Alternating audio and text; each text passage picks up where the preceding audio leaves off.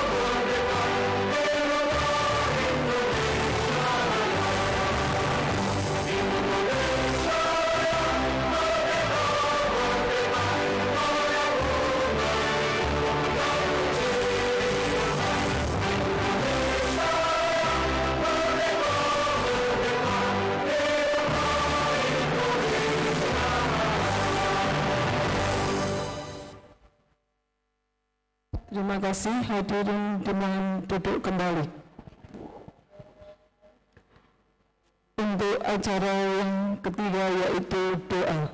Kepada Bapak Dr. Andes Imam dipersilahkan untuk memimpin doa.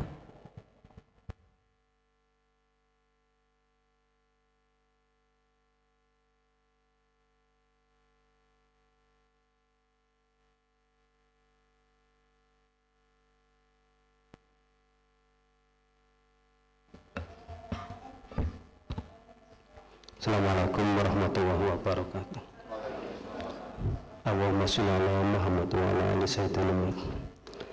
Alhamdulillahi rabbil alamin hamdan na'imin hamdan syukur wa yukafi majidah ya rabbana lakal hamdu kama yanbaghi li jalali qadrika wa li mustaqim. Allahumma ighfir lana dhunubana wa li walidina warhamhum kama rabbawna shighran. Allahumma ighfir lana dhunubana wa li walidina warhamhum kama rabbawna shighran. Wali jami'il muslimin wal muslimat wal mu'minina wal mu'minat min masyariqil ardi ila magharibiha wal maghribi ya ya Allah ya Rahman ya Rahim ya Allah, hamba menghadapmu ya Allah pada kali ini, saat ini, pada acara syukuran hari ulang tahun kemerdekaan yang ke-77 ya Allah. Ya Allah, dengan segenap hati ya Allah, kami mohon padamu ya Allah, berkailah kami ya Allah, berkailah kehidupan kami ya Allah, berkailah sekolah kami ya Allah, berkailah kehidupan kami ya Allah, berkailah kehidupan guru-guru yang mengajar di SMP Bakti Nusantara ini ya Allah, berkailah keluarganya ya Allah, keluarga besarnya ya Allah, berkailah anak murid-murid kami ya Allah. Ya Allah, ya Rahman, ya Rahim, hanya kepadamu ya Allah kami semua mengembalikan semua permasalahan ini. Rabbana atina fid dunya hasanah wa fil akhirati hasanah wa qina adzabannar. Wa sallallahu ala sayyidina Muhammad wa alihi wasallam. Subhana rabbika rabbil izzati amma yasifun wa salamun alal mursalin walhamdulillahi rabbil alamin. Assalamualaikum warahmatullahi wabarakatuh.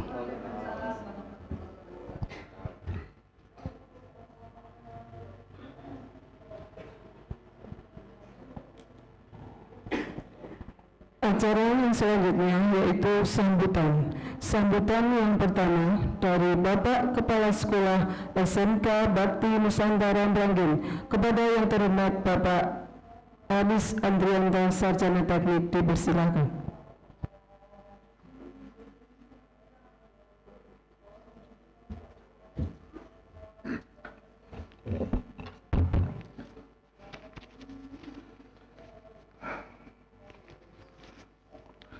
Assalamualaikum warahmatullahi wabarakatuh. Yang terhormat Bapak Dewan Pengurus Yayasan SMK Bakti Nusantara Meranggen, yang terhormat Bapak Dewan Pembina dan Pengawas Yayasan Bakti Nusantara Meranggen, tidak lupa yang saya hormati dan saya banggakan Bapak Ibu Guru, karyawan di lingkungan SMK Bakti Nusantara Meranggen. Syukur alhamdulillah pada kesempatan hari ini kita masih diberkahi oleh Allah Ta'ala dalam bentuk sehat walafiat, bisa mendatangi apa yang menjadi hajat terbesar di negara kita, yaitu Dirgahayu Republik Indonesia ke-77 tanpa halangan suatu apapun dari perjalanan rangkaian yang kemarin kita jalani hingga saat ini. Semoga apa yang menjadi perjalanan ini bisa menjadi teladan bagi kita semua, bahwasanya bangga Indonesia itu menjadi harga mati. Salawat salam tidak lupa kita haturkan ke junjungan Nabi kita Muhammad Sallallahu Alaihi Wasallam. Semoga apa yang menjadi suri teladan beliau kita bisa cerminkan dalam wujud manusia Pancasila khas Indonesia. Pada kesempatan hari ini saya hanya bisa mengucapkan banyak terima kasih kepada Bapak Ibu guru karyawan yang telah bersusah payah menjalankan rangkaian kegiatan pada hari Jumat mulai tanggal 13 hingga berakhir finish pada hari ini tanggal 17 Agustus tahun 2022. Rangkaian-rangkaian kegiatan tersebut memang wujud dari apa yang kemarin kita rancangkan sebagai bentuk tekad dan kemauan bahwasanya kita dituntut untuk siap berkegiatan di pasca pandemi saat ini. Tapi ingat, kondisi cuaca dan musim sangat ekstrim untuk tahun-tahun ini, tetap jaga kesehatan. Tidak lupa saya sampaikan, selamat hari ulang tahun kemerdekaan Republik Indonesia ke-77. Semoga Indonesia pulih lebih cepat dan bangkit lebih kuat. Itu kiranya yang bisa saya sampaikan. Billahi taufiq wal hidayah. Assalamualaikum warahmatullahi wabarakatuh.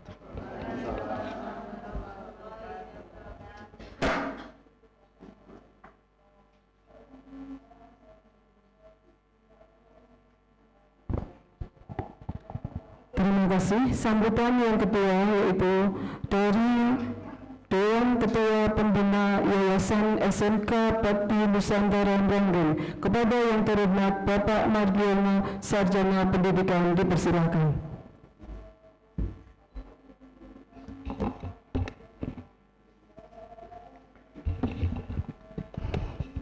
Terima kasih Bu Mas Sriati. Assalamualaikum warahmatullahi wabarakatuh. Merdeka! Merdeka! Ayo sing kenceng dhisik to. Merdeka! Merdeka! Ya, terima kasih. Jajaran pengurus pengawas yayasan yang saya hormati. Ini yang bisa hadir hanya 3, tapi sudah lengkap perwakilannya ya. Saya dari pembina, lalu Pak Bandi dari pengurus, dan Pak Timbul dari jajaran pengawas. Meskipun 3 sudah sempurna melengkapi semuanya. Untuk itu saya minta maaf kalau ada bapak-bapak yang dari bapak ibu yang lain tidak bisa hadir jajaran yayasan. Bapak Kepala Sekolah dan semua Dewan Guru yang saya banggakan juga peserta. Kita bersyukur pada hari ini, hari Rabu tanggal 17 Agustus tahun 2022, bersama-sama kita merayakan hari ulang tahun kemerdekaan yang ke-77. Di seluruh Indonesia gegap gempita, semarak meriah, tidak kurang dari SMK Bakti Nusantara. Saya meskipun tidak datang ke sini, selalu memantau lewat media sosial, ada yang dari IG, dari Facebook, dari status cerita Facebook dan sebagainya. Saya mengikuti, terima kasih. Sudah menyemarakkan dan memberi semangat kepada anak-anak sekalian, dan ini sangat bermanfaat untuk potensi dari promosi sekolah ini, karena sekarang ini zamannya zaman medsos. Tema yang disampaikan tadi oleh kepala sekolah untuk hari ulang tahun kemerdekaan yang 77 tahun ini adalah pulih lebih cepat, bangkit lebih kuat. Untuk menunjang tema itu, agar tema itu berhasil, diperlukan jiwa yang kuat. Karena ini bentuknya adalah semangat. Tema itu biasanya memberikan semangat. Oleh karena itu tidak salah kalau dulu pencipta lagu Indonesia Raya lah kebangsaan ini oleh Wakil Ridho Supratman, beliau itu yang utama dulu adalah bangunlah jiwanya, baru bangunlah badannya. Nah, dengan jiwa yang kuat maka semangat untuk pulih lebih cepat dan bangkit lebih kuat ini akan kemungkinan lebih mudah kita capai. Kita sadari bahwa kondisi bangsa ini termasuk juga bangsa-bangsa lain di dunia ini mengalami satu masa-masa di mana kehidupan sosial itu sulit, bahkan kehidupan politik, sosial politik ya itu sulit. Tetapi dengan tema ini kita harapkan Indonesia seperti yang disampaikan oleh Presiden kemarin pada sidang tahunan itu bahwa meskipun sulit kita tetap eksis dan kita termasuk negara yang bukan mengalami suatu dampak negatif yang luar biasa. Oleh karena itu kita patut bersyukur kepada Tuhan Yang Maha Kuasa oleh karena sudah memberkati bangsa ini untuk bisa menjalani kehidupan berkebangsaan yang lebih baik. Jadi jiwa itu adanya di dalam pikiran ya. Jiwa itu ada di dalam hati kita ya. Kalau raga badan itu ada setelah kemudian jiwa. Jadi di mana jiwa itu ada di jiwa dan raga. Nah ketika nanti kita meninggal maka badan, tubuh, raga ini sirna dan kemudian tinggal jiwa, roh yang kita miliki. Oleh karena itu ini menginspirasi bagi kita semua, termasuk apa yang kita kerjakan di tempat ini. Kita memiliki jiwa yang kuat untuk kemudian menjalani edukasi kepada murid-murid kita, kepada siapa yang akan kita didik. Karena dengan jiwa yang kuat maka kita akan siap menghadapi tantangan. Kemarin kita sudah menghadapi tantangan yang berat ya, masa pandemi di mana jumlah murid menurun drastis ya, dan sekarang sudah mulai bangkit ya, kemarin laporan sudah hampir 200 ya, hampir 200. Ini satu loncatan yang luar biasa untuk sekolah kita. Dari pendaftaran yang waktu itu kurang 10 hari mungkin baru 40-an atau berapa itu, kemudian kita bisa mengakhiri garis finishnya itu hampir 200 siswa. Ini adalah diperlukan jiwa yang kuat, membangun jiwa sebelum membangun badan ini. Apa artinya kalau kita punya badan kuat tapi jiwa kita lemah? Maka yang diperlukan adalah jiwa, kekuatan batin. Dulu saya pernah memberikan ilustrasi,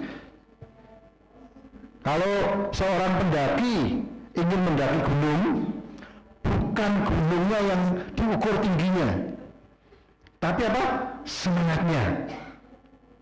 Sehingga dengan semangat itu maka gunung itu tidak menjadi tinggi sekali dan bisa dicapai. Yayasan pernah ziarah ke makam Pangeran Sambernyawa ya di sana. Itu naik dari bawah itu tangga itu sangat tinggi sekali ya. Pertama ketika melihat itu, waduh, ya, katanya sekian ratus tangga begitu ya. Tapi ketika meskipun ini usianya sudah 60 lebih, ya saya sudah 68. Di yayasan paling tertua itu Pak Timbu 70 Pak? 73, saya 68. Senior ya. Maka hati-hati ini harus kualat ada harus senior ya. Hati-hati ini. Jadi itu akhirnya kita bisa sampai ke sana juga, sampai ke puncaknya. Ya, sehingga bisa ziarah langsung dan kita bukan karena tadi awak sing kuat ki bonus tuh, tapi enggak, semangatnya ini. Dan saya harap ini diwarisi oleh Bapak Ibu Saudara sekalian ketika Anda memiliki visi misi di sekolah ini. Ya, visi misi ini kemudian kita pahami, kita jiwai, dan kemudian kita semangati, sehingga nanti akan menghasilkan produk-produk anak-anak yang baik yang sekolah ini. Dan sekali lagi, saya tidak banyak, nanti biasanya Pak Ketua yang banyak yang karena sering bergaul dengan jenengan, ya. Itu titipan saya, monggo kita membangun jiwa dan kemudian baru badannya. Karena dengan semangat jiwa ini, maka segala sesuatu itu akan menjadi mudah. Ada tantangan, ada kesulitan, ada hambatan, itu tidak masalah, tidak mudah putus asa, karena kita punya jiwa yang kuat.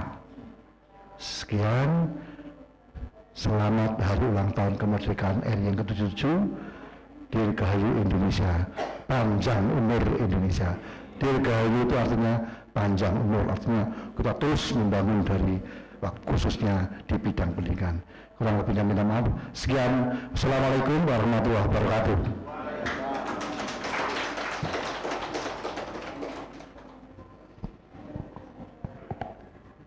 Terima kasih. Untuk sambutan yang ketiga, yaitu sambutan dari Ketua Pengurus Yayasan SMK Bakti Nusantara Meranggen kepada yang terhormat Bapak Dr. Andes Haji Subandi, dipersilahkan.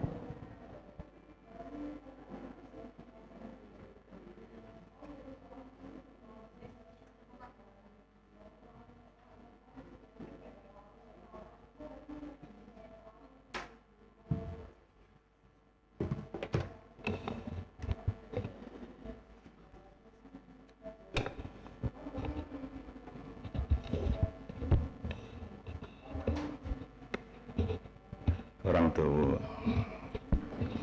Assalamualaikum warahmatullahi wabarakatuh. Bismillahirrahmanirrahim. Alhamdulillahirabbil alamin. Wa bihi nasta'inu ala umuri dunya waddin. Wassalatu wassalamu ala asrofil anbiya'i wal mursalin sayyidina wa maulana Muhammadin wa ala alihi wa ashabihi ajma'in, amma ba'du. Yang saya hormati segenap pengurus, pembina, pengawas serta jajaran guru karyawan SMK Bakti Nusantara Meranggen. Marilah pertama-tama kita panjatkan puji syukur kehadirat Allah Subhanahu wa Ta'ala yang telah melimpahkan rahmat, taufik dan hidayahnya kepada umumnya bangsa Indonesia saat ini, dan khususnya kita semua masih diberi kesehatan, keselamatan, dan sekaligus bisa merayakan hari ulang tahun kemerdekaan ke-77 ya, di SMK Bakti Nusantara yang kita cintai ini. Dicintai bukan SMK nih ya. Ibu dan bapak semuanya, saya pagi tadi menyampaikan pembacaan teks proklamasi foto asli dokumen dari administrasi negara, tapi suaranya ini masih ragu-ragu teksnya itu apakah itu asli atau sudah ya, kalau fotonya asli itu Bapak Ibu ya. Jadi kalau kita lihat teks proklamasi, sebetulnya saya ingin mengupas tadi ya, lagu Indonesia Raya, bangunlah jiwanya, badannya, ini sudah disampaikan Pak Margi. Maka saya akan mengupas ini teks proklamasinya. Jadi proklamasi kami bangsa Indonesia dengan ini menyatakan kemerdekaan Indonesia ya. Itu ya. Masih apa? Siapa sing ngapal ngacung tapi ratu payu ya. Siti-siti upah kok sithik-sithik. Di sing apik di kalimat sing dino. Sithik-sithik kok upah. Upah kok sithik-sithik. Ya. Itu kalimat bercanda. Jadi proklamasi kami bangsa Indonesia dengan ini menyatakan kemerdekaan Indonesia. Hal-hal yang mengenai pemindahan kekuasaan dan lain-lain diselenggarakan secara seksama dan dalam tempo yang sesingkat-singkatnya. Ya, Jakarta 17 Agustus ya. Baik, di sini pemimpin saat itu sudah betul-betul sangat teliti dalam waktu yang singkat dan secara seksama. Seksama itu apa? Teliti ya Pak Ibu. Ya, tidak gerusa-gerusu, tidak sembrono, karena ini apa? Menyangkut berdirinya suatu negara yang besar. Negara Indonesia kita ini besar ya Bapak Ibu. Tahu nggak? 1/8 bumi, keliling bumi. Jadi kalau dari Sabang sampai Merauke Anda naik pesawat itu 9 jam, sama dengan Jakarta Jeddah. Pernah nggak ke Jakarta Jeddah? Itu 9 jam. Itu pesawat penumpang gitu. Kalau pesawat jet pribadi paling 8 jam, 1 jam. Kalau Jakarta Jeddah lewat negara-negara, berapa negara? Wah, ada 40 negara. Ya kan? Tapi kalau penerbangan dari Sabang Merauke itu hanya lewat negara hanya Indonesia aja, pulau-pulau itu besar. Jadi para pemimpin, para pendahulu, pendiri negara ini, yang istilahnya mentara ini apa? Para the big father, apa? Nah, the founding father itu, para pendahulu itu sudah betul-betul seksama, teliti. Ini harus kita apa ya? Sebagai suatu inspirasi. Jadi segala tindakan perbuatan apa yang kita lakukan itu harus betul-betul seksama, teliti, jangan ceroboh. Ya, ingat bahwa kejatuhan manusia itu karena tindakannya sendiri. Jangan nyalahkan Tuhan atau menyalahkan orang lain. Karena apa? Karena ceroboh. Karena tidak kehati-hatian. Ini. Ya, dalam waktu yang singkat betul-betul para beliau itu ya teliti sekali, seksama. Ini. Benar ya? Itu dengan cara hal-hal yang mengenai pemindahan kekuasaan dan lain-lain diselenggarakan dengan cara seksama, ya seksama itu ya, dan dalam tempo yang sesingkat-singkatnya. Ini teks hanya secuil, akhirnya menjadi apa? Tonggak berdirinya satu negara. Ya, ini tonggak berdirinya suatu negara ini adalah teks proklamasi ini. Ini diproklamirkan oleh Soekarno-Hatta. Nah ini jiwa yang besar para pemimpin itu, dia bukan mengatasnamakan dirinya sendiri, tetapi atas nama bangsa Indonesia. Tidak egois. Ini yang harus kita teladani. Ya, ini, ya, harus kita teladani jiwa besar para pemimpin, para pejuang, para pendahulu itu. Nah inilah berapa alinea, hanya 2 alinea, tetapi bisa ini. Tetapi apa yang melatar belakangi ini? Ya, kalau sejarah singkatnya, kalau kita flashback sejarahnya, bisa lahir proklamasi itu apa? Ya kalau sejarah kan perjuangan udah lama, sejak zaman ini itu. Tetapi konteks pada ini saja lah, nggak usah ke belakang jauh. Ya. Itu di latar belakangi, jadi kenapa harus diproklamasikan saat itu dalam waktu yang sesingkat-singkatnya? Yang pertama, situasi dunia saat itu ya baru terjadi setelah Perang Dunia Kedua, itu bergeser menjadi Perang Asia Timur Raya sampai Pasifik bahkan, ya sampai Perang Pasifik, karena Pasifik itu diserang oleh Jepang, pelabuhan pangkalan militer Amerika Serikat di Pasifik sana, Pearl Harbor itu dibombardir oleh Jepang, sehingga akhirnya menjadi Perang Asia Timur Raya, menjadi Perang Asia Pasifik, dan hampir semua negara terlibat, nggak ada yang tidak terlibat, termasuk Indonesia menjadi ajang. Nah ini ya, menjadi ajang medan pertempuran di beberapa tempat. Karena apa? Karena Jepang ada di Indonesia kan, sedangkan sekutu Amerika dan kelompoknya itu kan ngejar Jepang, nah gitu. Nah, Jepang di Indonesia ya terlihat di Indonesia, nah, ini. Sehingga terjadi pertempuran di mana nih, di Surabaya itu, ya, sebetulnya itu misinya adalah untuk meluruti Jepang, tidak untuk memerangi Indonesia. Tetapi kan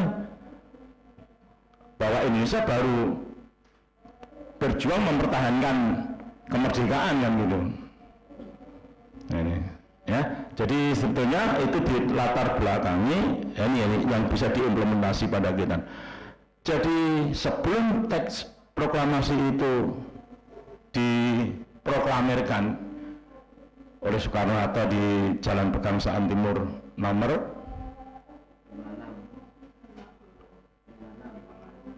56. Ya 51 ya, kalah tua Pak ya, 56 ya, 56 Jakarta ya, Jalan Pegangsaan Timur nomor 56 Jakarta. Ini ya, Pak Timbul BTN untuk ditagih nggak? Ya bagus, puncaknya nanti ada. Tapi kabeh itu dia. Ibu dan Bapak semuanya, jadi peristiwa ini jadi mengingatkan memori kita ya. Kalau orang sebenarnya belajar sejarah itu adalah orang senang. Kalau orang menguasai sejarah itu bisa menguasai dunia.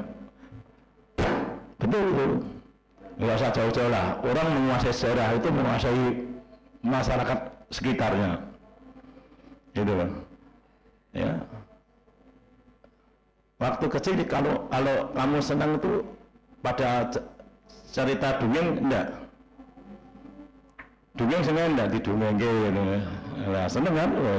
Kalau kamu bisa menguasai sejarah itu saya dongeng. Ya benar. Anak murid bisa senang karena Pak gurunya, bu gurunya bisa dongeng. Rasa pelajaran saya yang dongeng saya. Oh iya. Ya, jadi sebelum peristiwa itu didahului dengan peristiwa ayo coba pikir lagi, peristiwa apa sebelum proklamasi ini sehari sebelumnya.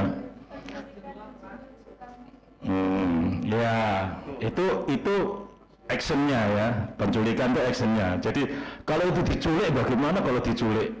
Jadi kalau diculik masa, karena diculik itu tanda kutip negatif loh. Diculik itu mau disakiti, mau di apa-apakan ya. Ya. Jadi peristiwanya aja namanya peristiwa Rengas Dengklok ya. Nah, jadi ya, itu tidak diculik, itu dijauhkan dari pengaruh Nah, ini karena kalau di Jakarta kan banyak pengaruh. Ya, nih. Maka itu inisiatif siapa? Inisiatif para pemuda, Bapak Ibu. Jadi keterlibatan pemuda saat itu juga, ya? Nah ini, karena tanggal 15 Agustus itu Jepang menyerah, jadi itu urutannya ya, tanggal 8-9 Agustus sampai tanggal 13 dibom, kemudian tanggal 15 menyerah.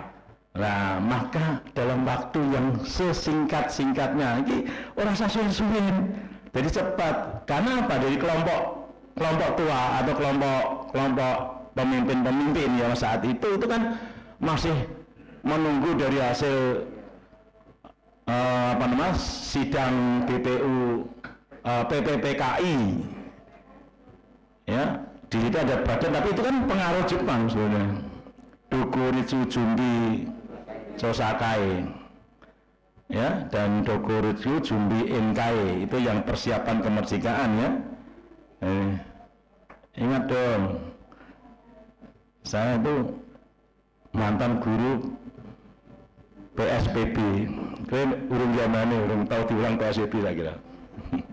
PSBB itu tahun 80-an. Ya ada PPKI, ya ada PPSBB, ya ada sejarah komplit. Dulu itu memang untuk membangun jiwa itu bagaimana pelajaran-pelajaran seperti itu ditanamkan. Ya, karena jiwa itu adalah membentuk karakter. Ya kan? Kalau Anda mendidik karakter siswa, secara otomatis mendidik karakter Anda sendiri kan gitu kan? Karena membentuk jiwa karakter itu tidak mau peran karakter kita juga. Ya dulu itu komplit. Enggak sekarang ada aja sepotong-sepotong. Ya. Jadi peristiwa Rengas Dengklok itu, nah itulah situasi yang sangat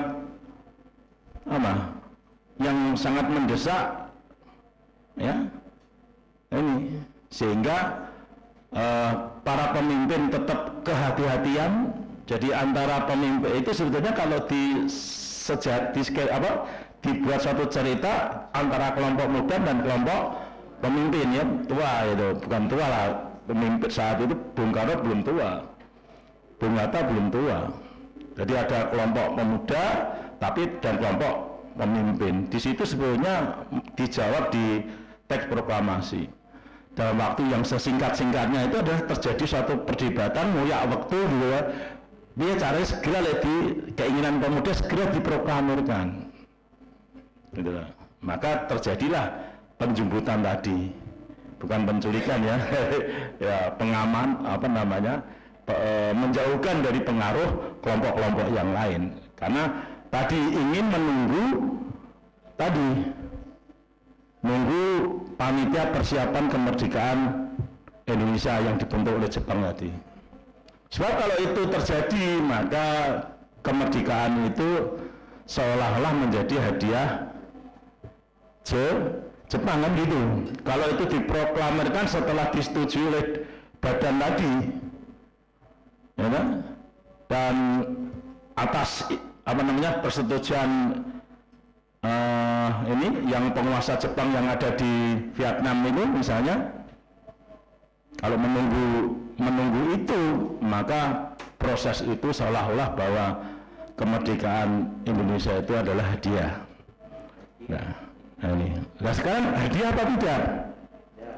Tidak, karena adanya peristiwa Rengas Dengklok. Akhirnya dalam waktu yang sesingkat-singkatnya itulah diproklamasikan.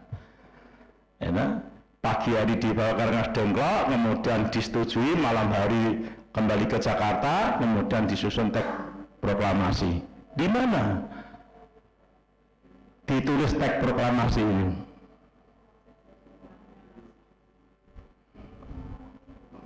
Di rumahnya oleh Broto misalnya. Di rumahnya siapa? Ya, di rumahnya Laksamana Maeda. Nah, disitulah tulis teks proklamasi sehingga ada coretan-coretan dan sebagainya karena waktu yang singkat. Kemudian disepakati diproklamasikan besok pagi. Dengan itu proklamasikan. Disepakati jam berapa? Jam 10. Itu 10. Kira-kira ada berapa orang sih dengan upacara tadi banyak mana? Banyak proklamasi pertama apa proklamasi tadi? Oh tadi, berarti ratusan gitu. Itu puluhan, puluhan. Karena ini suatu kesepakatan dan itu harus ditempuh, akhirnya diproklamasikan. Sudah ada TV disiarkan? Belum, apalagi kok YouTube. Nah, enggak ada.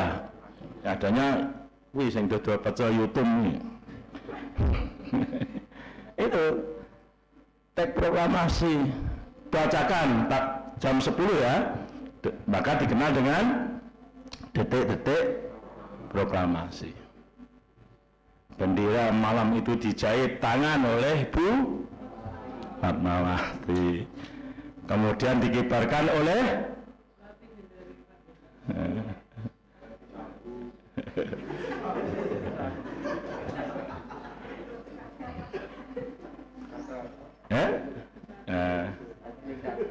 ya seperti itu dikibarkan.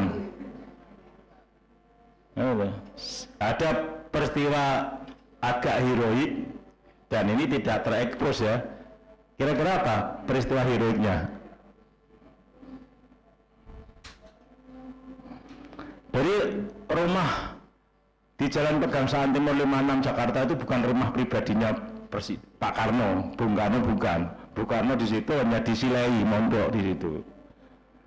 Jadi itu rumah itu peninggalan dulu milik asisten Belanda. Rumahnya gedong kayak kawedanan gitu ya. Secara otomatis di depan kawedanan itu kan ada tiang bendera.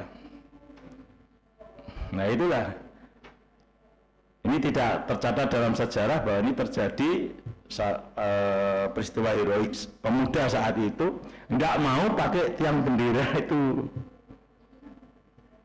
Ya. Akhirnya cari tiang bendera kan susah, waktunya yang singkat. Akhirnya apa? Genterman belakang itulah yang dipakai. Ya, kebetulan ada wanjang, nah itu. Kemudian tiang bendera. Alasannya apa sih? Kok tiang bendera itu tidak mau? Padahal bagus, pipa, ada talinya udah terpasang. Ya karena itu heroik ya kan. Alasannya macam-macam. Ini peninggalan Belanda, ini pernah mengibarkan bendera Belanda dan lain sebagainya. Kan begitu mungkin heroiknya. Inilah yang namanya heroik, yang namanya nasionalisme, yang maunya tidak mau ada campur tangan penjajah dan sebagainya, berbau penjajah dan sebagainya ya. Saat itu baik. Apakah sikap itu harus bisa masih berlaku sampai sekarang? Bisa dilakukan sampai sekarang, misalnya kalau tiang bendera tidak mau pakai itu, kemudian wah ini produk Jepang saya tidak mau, itu dulu penjajah, ini milik Belanda tidak mau, itu pintu sewu itu Belanda itu tidak mau misalnya, apa seperti itu? Tidak ya, kita tidak ya, saat itu jiwa heroik nasionalismenya memang tumbuh dan itu dibenarkan. Nah, sekarang misalnya harus tidak bisa, kita sudah global, tahu ya, kita sudah global ya, kita sudah global, jadi tidak bisa memandang iki mana itu dan sebagainya ya. Nah, ini apalagi kalau misalnya kita tarik ke saat ini, misalnya sikap-sikap seperti itu sudah ketinggalan, kita akan ketinggalan jauh ini. Ya. HP yang Anda pegang itu produk mana? Cina kan? Cina. Sementara ada sebagian orang-orang kita yang selalu menyerukan anti Cina. Karena Cina itu komunis. Kan gitu ya. Komunis itu adalah identik dengan PKI. Nah, kalau itu selalu terbawa, maka kita akan ketinggalan kemajuan kita akan terhambat. Ini maka karena ini era global, ya apapun lah, di mana itu menguntungkan, di mana itu bisa memajukan bangsa Indonesia, ya harus kita terima. Kalau Anda, wah saya pengen produknya Amerika saja atau Eropa, mampu kantong kita membeli produk itu? Nggak mampu, kan gitu. Ya, iPhone aja yang terbaru berapa juta? 20? Ya 20 juta lah, misalnya seperti itu. Tapi Cina itu udah usah 20, 2 juta itu sudah hampir ya, menyamai iPhone tadi. Nah ini kan budgetnya itu. Ya, ini. Ibu dan Bapak semuanya, jadi kalau kita tadi ya bahwa apa sih yang kita ambil dalam proklamasi itu, kalau peristiwanya seperti itu, tetapi sebenarnya yang kita ambil adalah dalam teks itu, sebenarnya teks proklamasi itu bisa diceritakan. Hanya isinya ya, artinya bahwa kok bisa melahirkan kalimat itu situasi saat itu seperti apa. Ya, jadi saat itu memang dalam waktu yang sesingkat-singkatnya, kemudian dari kelompok pemuda itu, kemudian dari kelompok pemimpin juga kehati-hatian, harus betul-betul secara saksama. Nah, ini secara saksama, banyak pertimbangan dan sebagainya. Karena apa? Karena ini berdirinya suatu negara. Ya Alhamdulillah akhirnya terbentuk suatu negara. Apakah sudah berhenti di situ? Wah, kemudian sorak gembira, keprok-keprok terbentuk negara Indonesia begitu? Enggak lah, terus setelah bentuk negara kan terus plong-plong. Piye iki? Negara kan butuh institusi-institusi yang bisa menggerakkan roda pemerintahan, harus punya anggaran, dana dan sebagainya. Gimana saat itu? Ya tadi yang disampaikan Pak Pembina tadi, jangan melihat tinggi gunungnya. Kalau itu tinggi gunungnya, tidak akan sampai.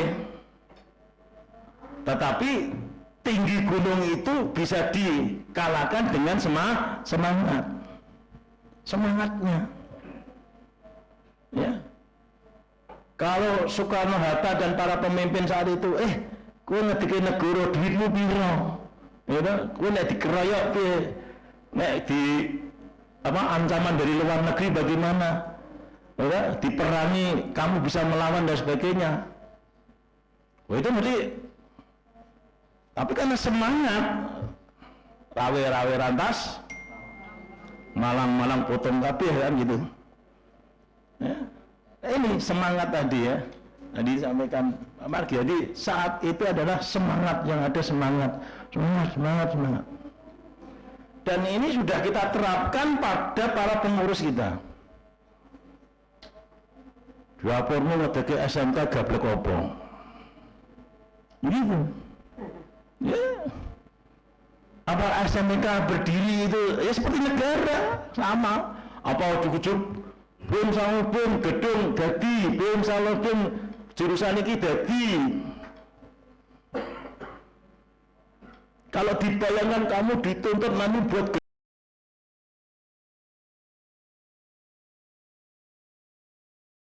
prodi baru harus pakai dana talangan, dana apa tabungan sekian. Tangan ini mundur-mundur lah itu. Tapi saat itu juga semangat.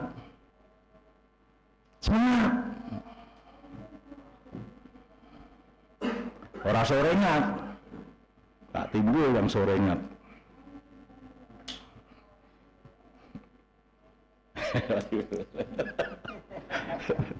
Ini Pak, semangat. Jadi sama, para penonton itu semangat. Kalau dibayangi, wah negara yang buat ini, ya Sabang sampai Merauke yang besar harus dan sebagainya. Sekarang kita bersyukur bentuklah negara. Ini, ya. Negara besar, ya Soekarno berhasil membentuk negara. Tidak hanya negara yang diakui saat itu.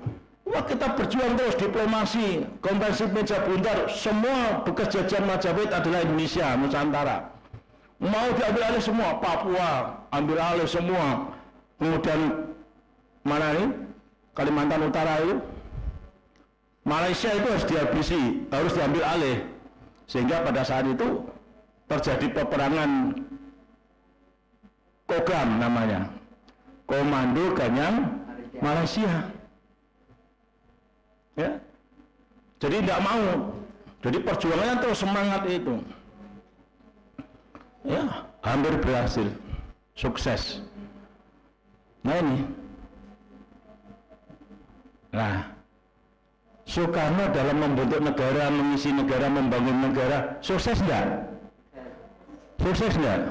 Soekarno pemimpin dunia pertama, ya, yang bisa menyatukan Asia Afrika dengan konferensinya. Sebagai tidak hanya diakui di negaranya sendiri, tetapi beberapa negara mengakui kepeloporian Soekarno itu, yang selalu menggelurakan dengan semangat untuk bebas dari penjajahan, karena sudah menjadi landasan Undang-Undang Dasar 45 menjalankan itu, ya, bahwa penjajahan di atas dunia harus dihapuskan karena tidak sesuai dengan prinsip pri kemanusiaan dan pri keadilan. Ini penjajahan di atas dunia, dan kita bersyukur, ya, sukses Soekarno membentuk negara, pengaruhnya besar sekali. Tapi bagaimana di mata rakyat kita sendiri? Pemimpin yang sukses, tapi ujung-ujungnya juga dijatuhkan oleh rakyatnya sendiri. Ya kan? Tritura, mahasiswa turun ke jalan, Soekarno turun, Soekarno PKI, Soekarno komunis. Wes, mengerikan sekali. Tidak ada kebaikan saat itu di Soekarno. Turun nggak Soekarno? Turun. Jatuh nggak Soekarno? Jatuh. Perjuangan semangat yang ditanamkan, jasa-jasa yang tidak ada harganya semua. Inilah Indonesia. Kalau kita berbicara sebelum Indonesia sama. Siapa yang menghancurkan Demak? Siapa yang menghancurkan Majapahit? Bangsa sendiri. Ponakane putune dogeran. Ya itu tidak terlalu jauh lah kalau mau belajar sejarah. Tapi suruhnya orang belajar sejarah itu jangan sampai menjadi kejadian atau peristiwa berulang kali. Tapi di Indonesia itu berulang-ulang. Oke lah, Soekarno jatuh, hancur. Siapa? Tampillah seorang jenderal, ya kan? Jenderal Soeharto. Ya kan? Kalau Soekarno dibuat sekat, ini politik. Ini. Kalau pemerintahan Soekarno disebut dengan Orde Lama, kalau pemerintahan Soeharto disebut dengan Orde Baru. Itu udah penyekatan. Artinya kalau yang berbau udah lama ora kanggo. Bahaya itu. Akhirnya kan apa? Ini masyarakat disekat. Orla, Orde Lama, Soekarno, diantik PKI dan sebagainya. Ini seperti itu. Orde Baru. Tonggak Orde Baru apa? Tonggak Orde Baru. Ya, ayo tonggak Orde Baru. Jadi menandai jatuhnya Soekarno secara konstitusional apa? Konstitusional ya. Super Semar. Surat perintah 11 Maret. Udah, begitu surat perintah keluar jatuh Soekarno. Tuh, nggak boleh pulang kamu harus di Wisma Yaso. Joko dokter, mangan apa KI, obat KI sidik-sidik, ben loro. Itu politik, tidak dihargai. Wah, ganti pemerintahan Soeharto. Soekarno yang seorang deklarator dunia, ya. Di Timur Tengah itu jasanya banyak, di Mesir jasanya banyak. Negara-negara, sekian ratus negara yang belum merdeka itu langsung bisa merdeka itu karena Soekarno. Banyak nama-nama jalan gedung Soekarno. Ini tapi di bangsanya sendiri. Alhamdulillah. Ini yang tahu siapa? Ya orang yang mau baca sejarah. Soeharto, wah gerakannya anti Orde Baru, anti Orde Lama kan gitu. Kan biasanya sebaliknya. Sebab kalau mengikuti, wah itu kode. Nah, maka harus berbeda. Maka Orde Baru ini yang dikerjakan apa? Pembangunan, swasembada pangan, waduk, karena pertanian genjot, mau industri dengan Jepang tahun 70, 71, ini sudah kontrak dengan Jepang. Pak Harto itu sudah bagus untuk industri masuk Jepang. Kalau kita tidak memasukkan industri Jepang nanti ketinggalan. Di demo. Peristiwanya apa? Peristiwa Malari 15 Januari. Ingat itu. Jadi itu untuk industri. Jadi motor Honda, Yamaha, Kawasaki itu kita tidak sana, harus di assembling, harus di apa namanya?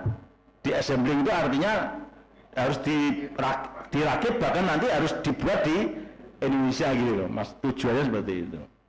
Tapi ditolak. Karena apa? Jepang itu kan penjajah ya, itu tadi mental tadi masih menjadi pembatas ya, hanya menghalang-halangi kita. Bapak pembangunan berhasil nggak Pak Soeharto itu? Berhasil, hebat Pak Harto. Swasembada pangan tercapai dan sebagainya. Ya, jalan-jalan dibangun, berhasil. Pasar dibangun, SD Impres dibangun, Puskesmas dibangun, Pak Harto. Jadi betul-betul menjalankan amanat undang-undang. Nah ini, lah kurangnya apa Pak Harto? Nah ini, tahun 98 turun lagi mahasiswa. Harto turun, wes namanya wes hilang meneh. Reformasi turun dari Pak Harto, turun ya wes aku tak mudun.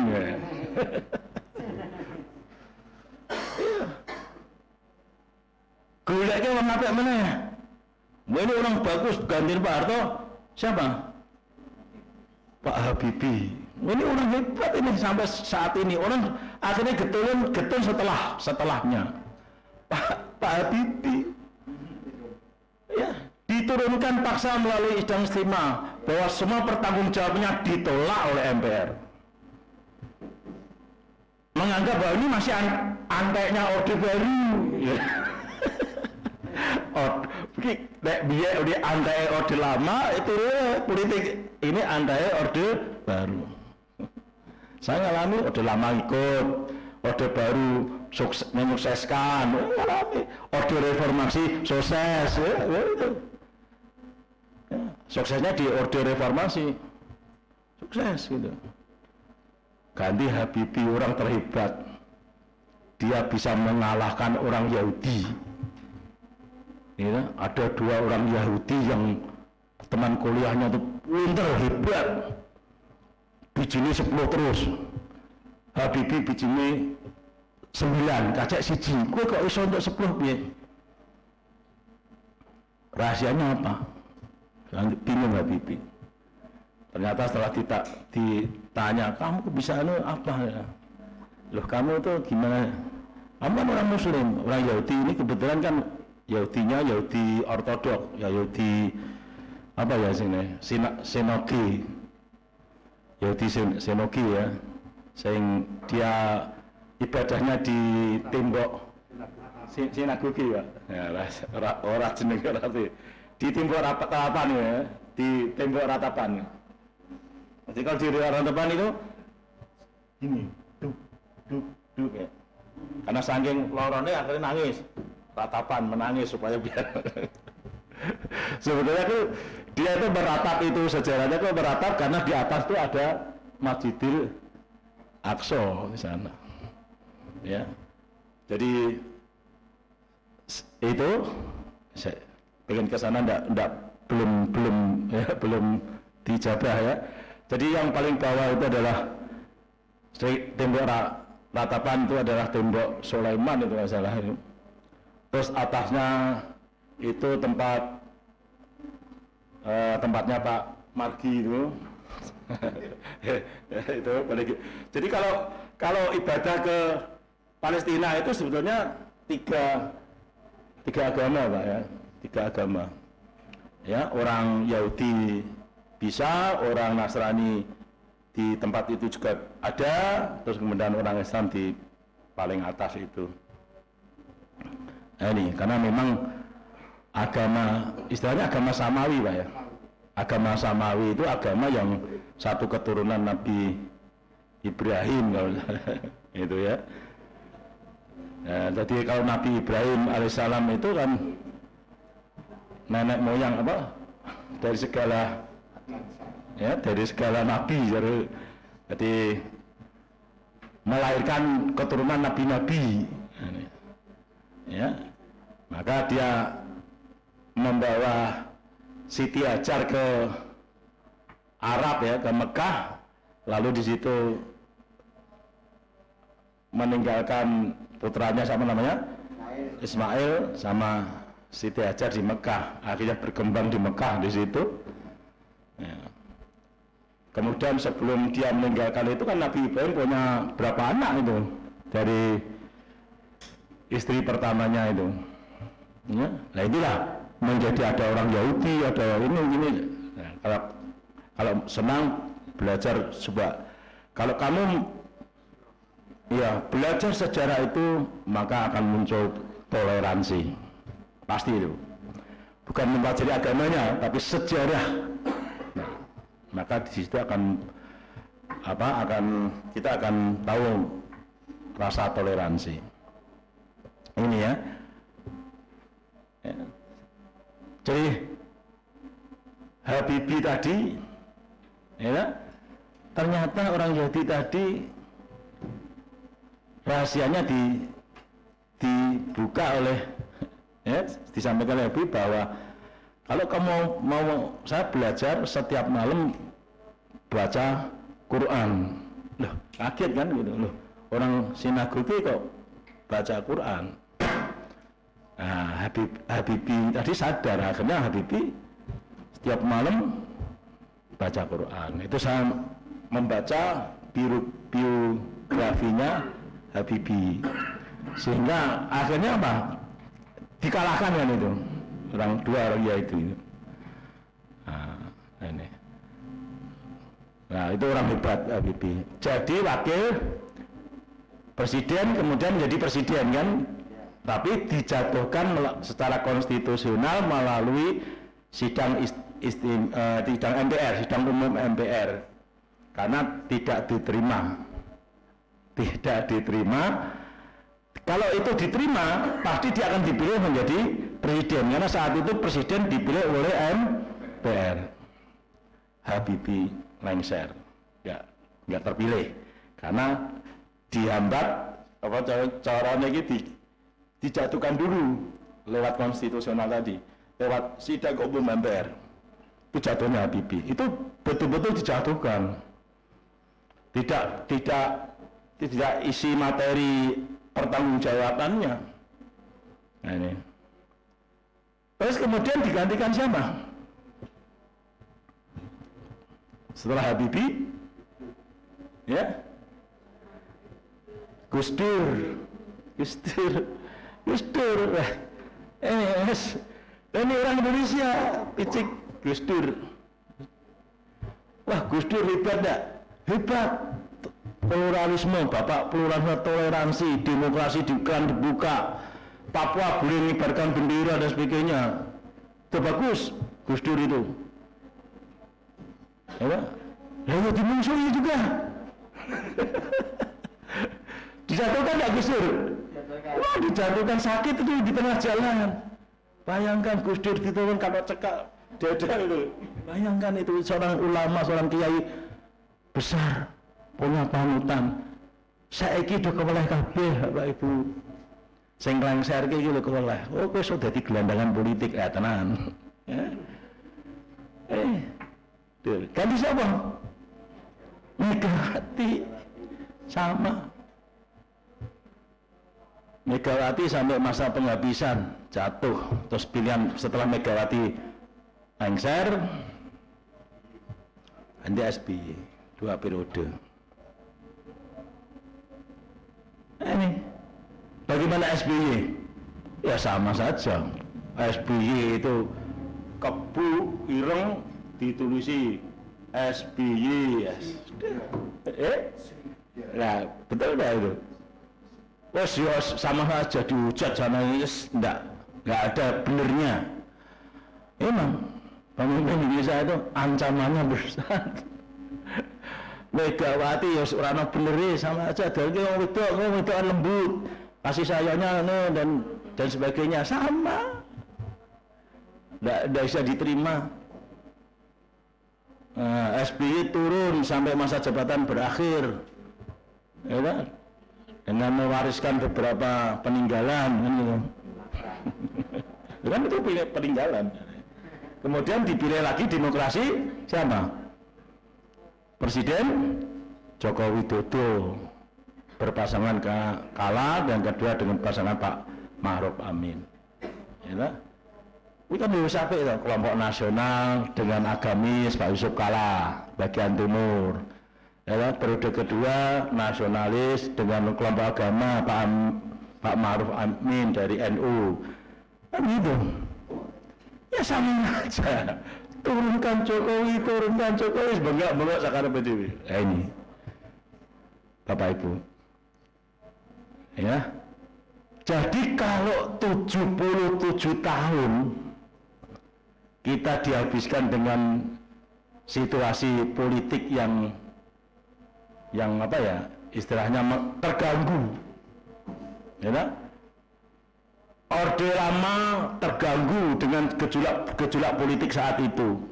Itu paling ngeri kalau Orde Lama. Bahkan ada beberapa daerah yang melakukan pemberontakan. Betul. Aceh merdeka, Papua merdeka, Republik Maluku Selatan merdeka. Bayangkan. Di ITI, negara NII merdeka dan sebagainya.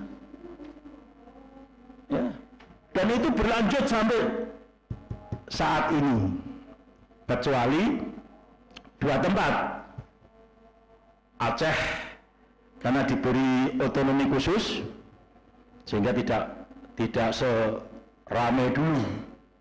Sedangkan RMS tidak ramai karena apa? Karena RMS ini yang menggugat merdeka itu berdomisili di Belanda Bapak Ibu. Di sana ada satu apa ya? Satu tempat yang dihuni oleh keturunan RMS, orang Maluku Selatan. Itu kalau di Belanda itu. Jadi belum mengakui negara Indonesia. Ya.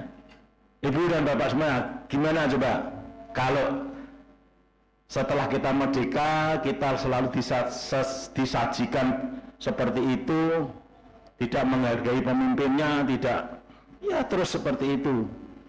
Maka kita harus bisa pandai-pandai mengambil hikmahnya.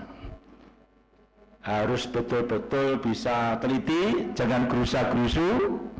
Ingat tuh, zaman Orde Lama gerusa-gerusu, orang yang tidak salah ditangkap menjadi tuduhan politik. Ingat kan? Berapa korban zaman Orde Lama rakyat yang tidak tahu. Zaman Orde Reformasi juga begitu. Banyak orang hilang ya karena tadi. Sekarang zaman Reformasi, zaman Orde Baru ya. Kemudian zaman Reformasi ini ya jangan ikut gerubuk. Saat ini apa? Ya ikutilah pemerintahan yang berkuasa saat ini. Ya, lebih baik ya lebih baik kita punya pemimpin daripada sama sekali tidak punya pemimpin, walaupun pemimpin itu mungkin masih ada kekurangannya. Nah ini Bapak Ibu ya, jadi itulah ya, jadi kita bersyukur sudah 77 tahun kita merdeka. Apa kemudian yang kita capai, jelas banyak yang sudah kita capai dan semuanya pemerintah baik. Kalau terjadi apa namanya tadi ya tidak menghargai pemimpinnya dan seterusnya sampai sekarang ini, itu memang itu satu politik seperti itu Bapak Ibu ya. Jadi kan kalau saya sudah berkecimpung politik sudah paham seperti itu ya. Nah, ini dia ngomongnya bersemangat pada saat belum berkuasa, tetapi begitu dia punya kesempatan kuasa ya sama saja, tidak sesuai dengan apa yang diperjuangkan. Nah inilah ya Ibu dan Bapak semuanya, itu yang mungkin apa ya dari teks proklamasi, kemudian apa namanya sampai terbentuknya suatu negara dan sampai saat ini ya kita wajib bersyukur. Berarti negara ini berusia berapa? 77 tahun. Pada saat Amerika merdeka 100 tahun, kondisi tidak semaju pada saat Indonesia 77 tahun. Betul ya Bapak Ibu? Kalau membandingkan Amerika, negara yang besar, itu sudah merdekanya sudah berapa? Kan lebih selisihnya sekian ratus tahun dengan Indonesia kan? Tapi pada saat Amerika merdeka usia 100 tahun, itu lebih hebat saat Indonesia berusia 77 tahun. Ya, mudah-mudahan kalau ini bisa melewati pantangan, ya sembuh tadi, ya pulih lebih cepat, bangkit lebih kuat. Ya ini moga-moga bisa. Ya kalau nanti dunianya sudah dunia baterai, saya ingin mengingatkan lagi, 1 tahun yang lalu saya mengatakan bahwa kita mencoba di teknik sepeda motor baterai, rakitlah itu, coba.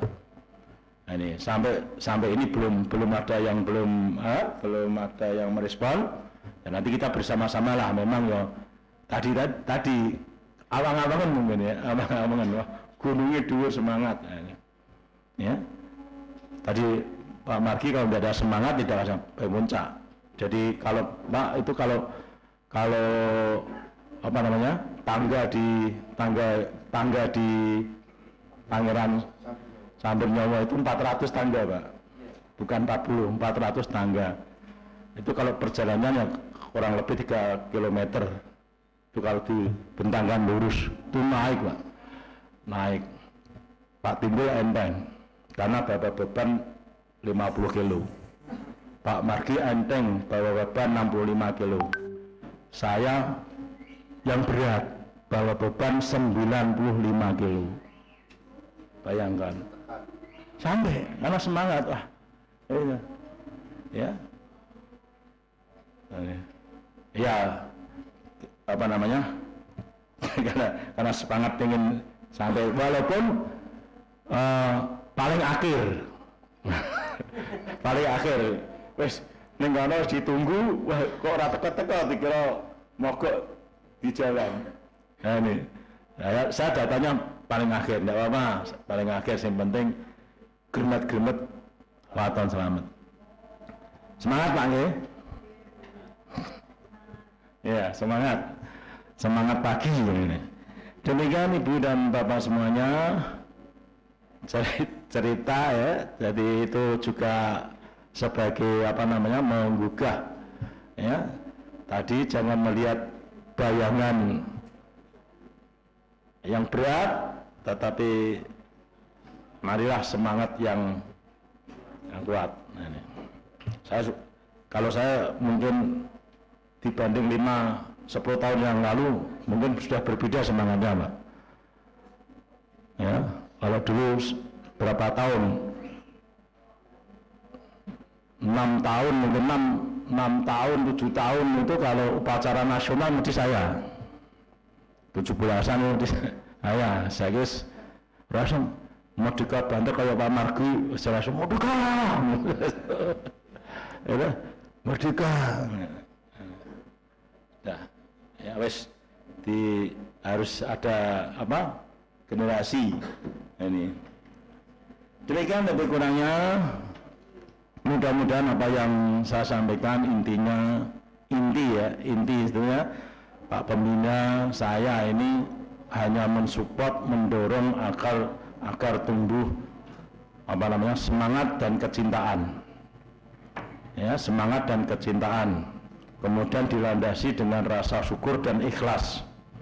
Ya, dan dilambari dengan etikat kebaikan. Itu. Mau baik? Ya, kalau Anda menanam ya kebaikan, maka akan berpanen kebaikan.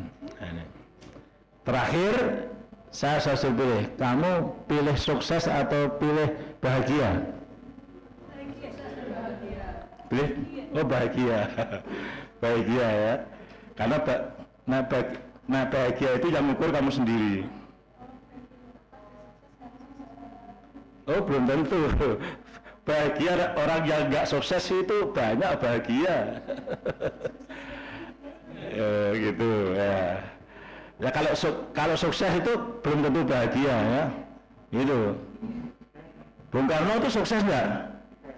Sukses, tapi dia tidak bahagia, dia nangis. Gitu. Ya kan? Nah, ini. Tapi kalau bahagia tidak harus. Jadi begini, yang mengatakan Soekarno sukses itu Pak Karno sendiri atau orang lain? Orang lain. Berarti kesuksesan itu yang mengukur orang lain. Tapi kalau bahagia yang merasakan diri sendiri. Itu ya. Jadi kalau kamu pilih mana? Pilih bahagia, bagus. Ya, bagus itu. Ya, pengen yang terbaik atau pengen yang mau berbuat baik? Terbaik. Tapi tidak pernah berbuat baik.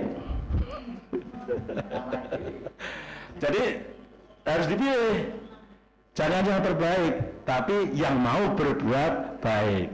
Kalau mau berbuat baik, otomatis nanti akan tercapai terbaik. Seperti tadi yang kamu katakan ya, kalau bahagia mesti sukses, itu belum. Ya. Sukses juga belum tentu bahagia. Baiklah, jadi kan banyak pilihan. Ya, itu menyangkut hidup kita masing-masing. Kalau ada orang yang memberikan teladan, sesuluh dan sebagainya, marilah kita terima dengan baik. bisa dijalankan dengan baik, insya Allah akan memperbaiki diri kita sendiri. Karena pengalaman hidup kamu dengan saya itu lebih panjang saya. Nah itu kan, lebih panjang saya. Saya juga pernah seperti Anda, tapi Anda belum pernah seperti saya kan gitu ya. Ini, mau berdoa, bagaimana bisa seperti saya kan gitu. Ya nanti tok-tok ya nanti seperti saya sama-sama tua. Demikian lebih kurangnya mohon maaf. Wabillahi taufiq wal hidayah. Assalamualaikum warahmatullahi wabarakatuh.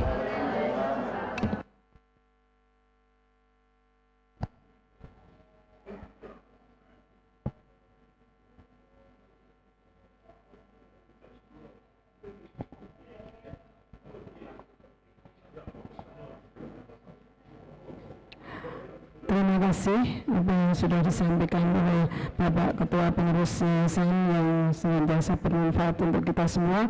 Acara yang selanjutnya yaitu pemotongan tumpeng kepada yang terhormat Bapak Ketua Pengurus Yayasan Bapak Dr. Andes Haji Subandi. Kami mohon berkenan untuk memotong tumpeng secara simbolis. Terima kasih.